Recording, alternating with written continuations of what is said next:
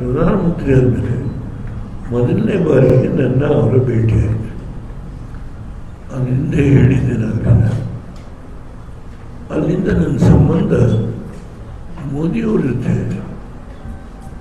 ಒಂದು ರಾಜ್ಯಸಭಾ ಸ್ಥಾನಕ್ಕೋಸ್ಕರವಾಗಿ ನಮ್ಮ ಸಂಬಂಧ ಕಳೆದ 10 ವರ್ಷದಲ್ಲಿ ಅದು ಬೆಳೀಲಿಲ್ಲ.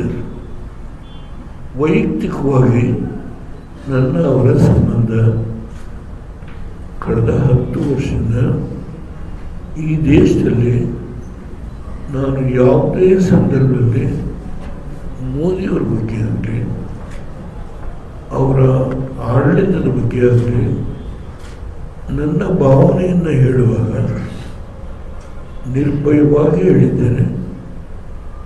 ಕಾಂಗ್ರೆಸ್ ಹಿಂದೆ ಹೇಗೆ ನಡ್ಕೊಂಡಿದೆ,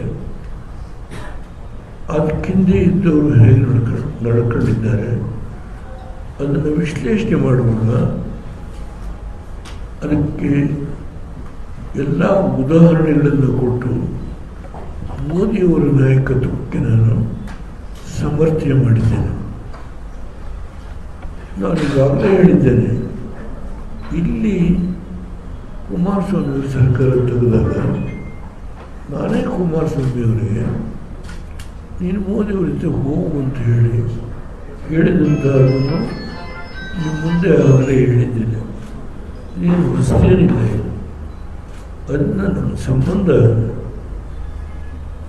ನಾಟ್ ಬಿಕಾಸ್ ಆಫ್ ಓನ್ಲಿ ಅವರ membership of Rajya Sabha.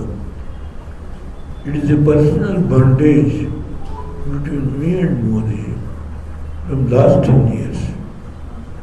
On all circumstances, I stood with Modi, I stood with the Prime Minister for the works that he has done in the last 10 years to see that this country's development, all-round development, and much more than that.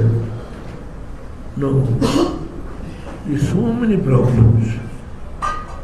India is a vast country, 145 crores population. So